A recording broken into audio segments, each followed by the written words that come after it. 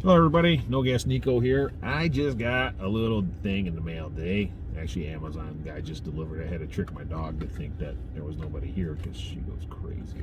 Anyway, got this little LELink. It's a OBD-II diagnostic interface for. I'm using it for my Nissan Leaf. I have a 2013 S Plus. Oh, I'm sorry, 2013 S and a 2020 S Plus, and I've been seeing a lot of forum posts and Facebook group posts saying that you need LeafSpy. I've seen pictures of that. It's on your battery health and all that other stuff. So I just opened up the box. It's very simple packaging. It's got a nice little foam all the way around it to protect this for shipment. Here it is. It's in a clear glass. It's got LELink OBD-II. You see, it just plugs into your normal OBD-II connector, where you would either have a diagnostic tool put in, which that's what this is basically going to be, is a diagnostic tool, and or like a code reader where they can reset fault codes or read fault codes on your car. So that's basically the exact same place this will go in. It comes with a little quick start guide. That's it. It just basically says make sure your Bluetooth's on, plug it into the vehicle, and run the app. That's the instructions. So it's not a whole lot there. No, hey, beware of this or beware of that. All it says is Apple devices, you might not need to pair it because it will find it automatically on your device. So, all right, I'm going to plug it in. We're going to download LeafSpy from the Play Store, as I have an Android device, and I'm going to see what this thing will do and what kind of information it'll give me. So this is kind of a unboxing overview for the LELink 2 device, and I'm going to pair that with LeafSpy Pro to see all the information. My Leaf now has almost 31,000 miles on it, actually 30,977 to be exact. So of course I still have all my capacity bars, but I'm wondering how close to 92% battery am I? I know once you get down to 92% state of charge, you will, or state of health I should say, you will lose a capacity bar. So am I in the high 90s, mid 90s, low 90s? I have no idea. And I have my hood up because it's 24 degrees right now, and I just fired up the car to warm up while I do this video. So anyway, we'll stop the video here. I'm going to install this, and then I'll pull up the app, and I'll do a screen recording to see, to show you as I fumble through the app. You guys can watch me do that, and we'll see what kind of information we can pull. Okay, this is underneath the steering wheel. I don't know if you guys can see that, but right here is my connector. So I'm going to plug this. Should be able to take that, plug it right in, and looks like the light came on. And let's fire up LeafSpy. All right, here we are. So I'm going to try to find LeafSpy on my list here. So LeafSpy Pro. All right, it says work offline, or let's see, Bluetooth for let's try that, see if it connects.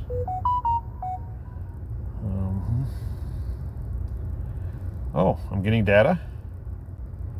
Okay. It says I'm at 53.9% state of charge. My car says 54%. Okay, that looks good. Interesting. Outside temperature 26.6. Leaf must be moving to read tire pressures. Okay, not worried about that. Looks like my 12-volt battery's at 14.64 volts. Got a negative 0.57 amp draw. That's interesting. It says I have 110.4 miles to 5%. I believe that's what that means. So just looks like I can cycle through these. Oh, if I can adjust my miles per kilowatt, it'll tell me how many miles. Now right now my car says 93. So if I go 3.4 miles per kilowatt, and that agrees with me that I can go 94 miles, and my car says 93. And if I look at my car, it says my average is 2.7. We've been doing a lot of highway driving, so that's not particularly correct. So interesting. So I got state of charge. I got to find state of health. So let me try to.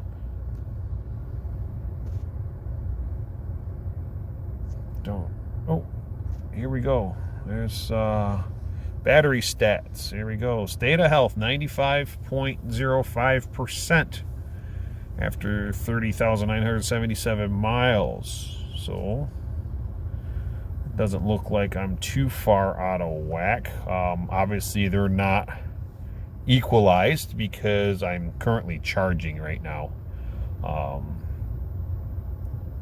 I don't know why it says my odometer says 19,248 miles. I wish that was the case, but I actually have over 30,000 miles on this car. Maybe that'll give a chance to update. It says I've done 62 quick charges and 669 level 1, level 2 charges. I would say that's probably accurate. Okay, voltage histogram. So cell pair versus max voltage difference.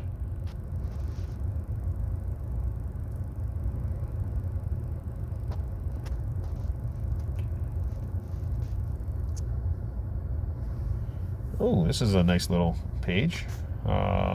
See, what do we got here? High voltage battery. Where it looks like we're at 360 volts. Tells the state of charge. What is this? LeafSpy. It's a high voltage battery. I don't know what this is. Oh, amperage. I'm sorry, I saw the A in the bottom there. There's amperage. So it looks like got negative amperage. I'm going to turn the heat off. And that drops a little bit. So I'm at negative 5.8 kilowatts. I got it connected to a 6.6 kilowatt charger right now. So if I turn the heat on, that's probably not going to change because I'm still drawing that much from the battery. Just not as much is going to go into the battery. So interesting. So remaining amp hours. So I got 95 amp hours remaining. State of health. Like I said, I'm 95. So this is, I don't know. This is a cool little graph. I don't know how useful it is, but there it is. So we're back to the main screen there. Let's see what this menu brings. So, okay, that's just the device list. I'm going to go to settings. Oh, feet. Yep, we want that. Fahrenheit. I like PSI.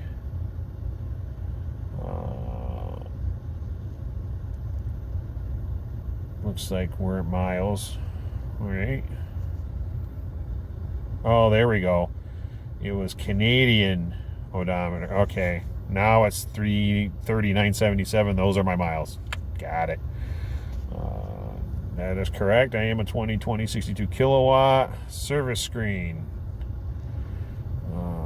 Braking and motor monitor. Enable brake and motor screens. Okay. So 5% reserved. Tire pressure. Okay. I can disable the warning. I don't want to disable the warning. So change tire pressure location. Okay. We can swap the tires around. Enable virtual tire rotation. Battery. We got all the max grids. Watt hours per grid.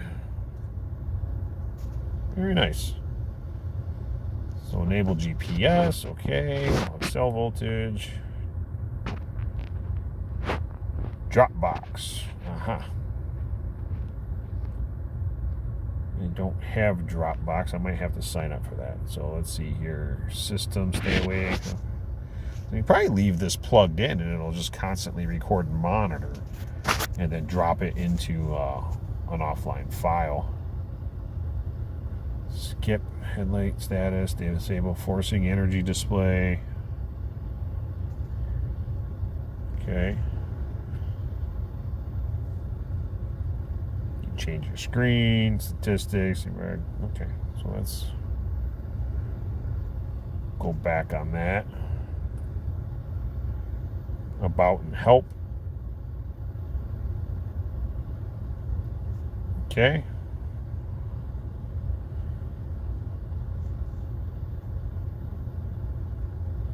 That's just about the app. So then we can exit the app. So I guess the main thing I would look at here is probably the battery information would be key. Like the battery thing on the car, it just gives you a scale. It's not really helpful. I'll take a picture of that and I will display the battery scale now. Okay, so looking at that, it doesn't really give us any information other than, you know, are you blue or are you red? Are you too cold or are you too hot? Personally, I think I like this because it tells me I'm at 41.2 degrees Fahrenheit, which I'm assuming that's what my battery temperature is now. I'm going to have to look at that over time, and as that scale moves up and kind of compare it to this scale. But I'm thinking, you know, my battery temperature looks like it is increasing, and I am charging the car right now, so that makes sense.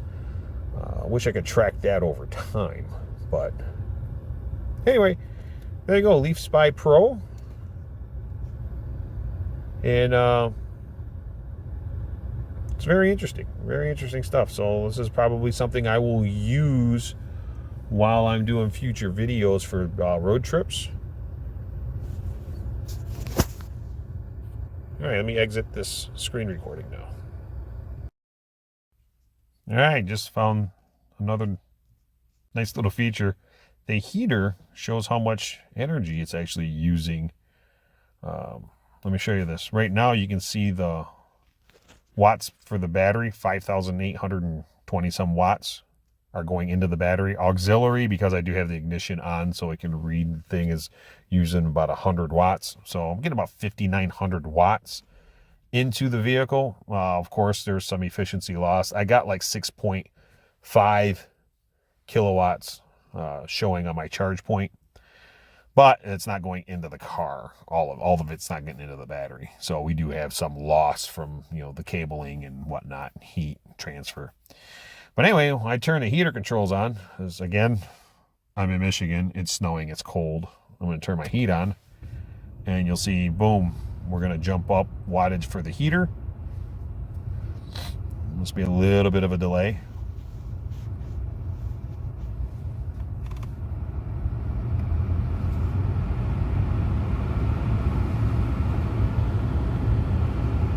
Nope, there it comes. 250 watts, going to be a lot more than that. So as it's turning on the heat, you can see that's growing. And what ends up happening is now, since I'm using the fan motor higher, that went to 300 watts. I have a kilowatt going into the heater, 1.2 kilowatts, 1.5 kilowatts. So you can see as you sit in your car and run the heater, I'm effectively down to a 3.3 kilowatt, even less than that, 2.4 kilowatt now, as far as charging while I'm sitting here. So yeah, you can cut your charge rate down in half by running the heat while you're charging, or less than half. I got 3.2 kilowatts, 3.5 kilowatts for running the heaters. That's another interesting thing. I didn't know how much this heater actually drains. So when you talk about losing range, my heater control hit 4 kilowatts. That's amazing. Now I'm curious. I'm going to switch it, turn it all the way down to 60 degrees, and turn the AC on. So, in contrast, how much does the air conditioning... I'm not going to do this for very long because it's 24 degrees outside and I'm going to freeze my butt off. So we know the AC actually... I might not get a good reading on this. I think it's too cold for the AC to actually turn on.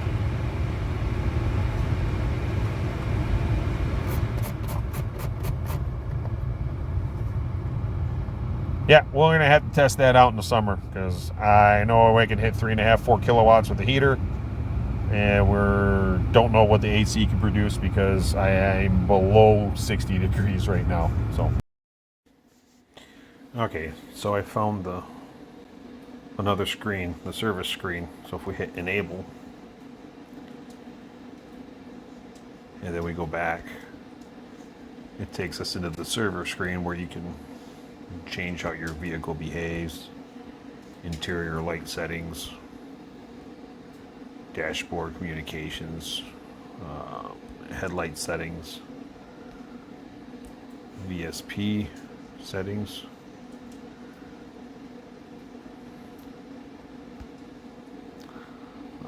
tire management. I'm not connected to the car right now, so warnings, codes, fault codes. You can clear fault codes. So again, learning more and more stuff. There you have it. LeafSpy Pro gives you a lot of really good information. You let each individual cells. I'm going to let this thing charge full and take a look at that again, as I want to see the cells, how the equalization of the cells are when they get fully charged. They should be pretty close, seeing that this is a 2020 model year with only 31,000 miles. But one thing it did do for me mentally, I do calculations in my head going, well, if I have 50% battery, I should have 31 kilowatts. 31 kilowatts by X miles per kilowatt. I should be able to get this much distance till I get down to 10%. And yeah, I do a lot of mental calculations to get to the next charger. Well, I don't have 62 kilowatt hours anymore. I got 58.9. So if I did the math, 95% of 62. So knowing my state of health, I can calculate better my trip. That way I know where I'm going to end up. And not get surprised when I don't get as far as I do, because I've actually lost 5% of my battery capacity. There you have it. It's very, very good, very useful information. That was the first time I looked at it. We saw that together. I'm going to try to do some research and try to get some more information on other functions and features. Some of that information I didn't know what it was. I'll try to do some digging and find out, and I'll play around with the app some more, because maybe there's some menu sets I just missed. It could be maybe within those windows on the screen I could have clicked on something and found something else, but for the most part it gives me my basic information, and I got it basically for the battery health. I want to be able to monitor that. So I know at 30,000 I lost 5%. Will I lose another 5% when I hit 60,000? Or does the degradation slow down as you get further on? Something I'm gonna just monitor and share with you guys. If anybody has experience being able to monitor it over time, let us know what you found out. Put it in the comments. Also, I got several other vehicles, some road trip vehicles. Got several other videos, some road trip videos. I'm gonna start putting videos on how each functions of this car works. My next video will probably be how to open the charge door if the motor that releases it fails. Can't charge your car, can't pop it open. What do you do? It's a very simple, easy little thing. I'm going to have a video posted on that sometime within the next week. So stay tuned for that. Also, like, subscribe, share, check out some of my other videos. Again, I'm trying to grow this channel and see what happens. when the weather gets better, I will be doing a full review on the 2020 Leaf. I will also do a full review on the 2013 Leaf at its current age and mileage. My daughter drives that car. Also, my wife drives a C-Max, a 2016 C-Max. I'll do a little review and kind of go over the functions on that as well, just to kind of give you another look at a small battery hybrid. And yeah, you never know, that might be a better fit for you than a fully electric car. I will never buy another gas car again myself. I'm a convert. These things are fantastic. So again, more to come. Like, subscribe, share, and we'll be talking to you soon. Thank you.